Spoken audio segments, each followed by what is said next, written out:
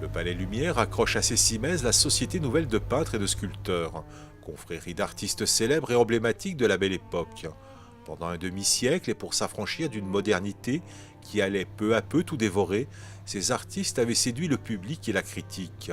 Ils avaient tous en commun une forte personnalité, partageant une relation sentimentale avec la nature, en quête d'une véracité des êtres au-delà des apparences. Ils souhaitaient rendre les êtres et la nature tels qu'on les aperçoit, en laissant deviner ce qu'ils ont de profond, de tragique ou de mystérieux. C'est ainsi qu'ils furent qualifiés d'intimistes.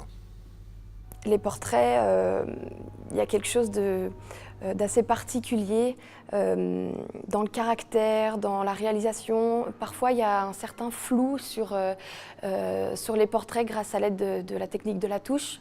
Et donc, voilà, on peut s'imaginer que les personnes étaient mystérieuses ou peut-être timides. Et on a une autre vision, en tout cas, une autre représentation, un autre regard sur les portraits qui est quand même un des plus grands thèmes de la peinture. Là, on redécouvre vraiment une nouvelle technique dans la réalisation des portraits.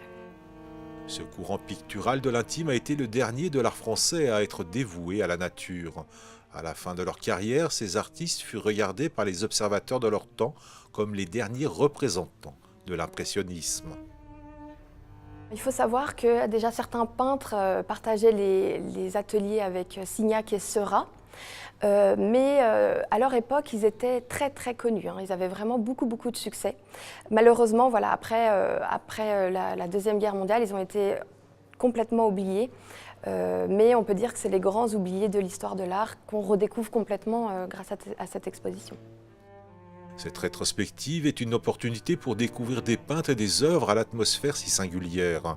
Les derniers impressionnistes ou le temps de l'intimité est une invitation à partir à la recherche d'un temps perdu.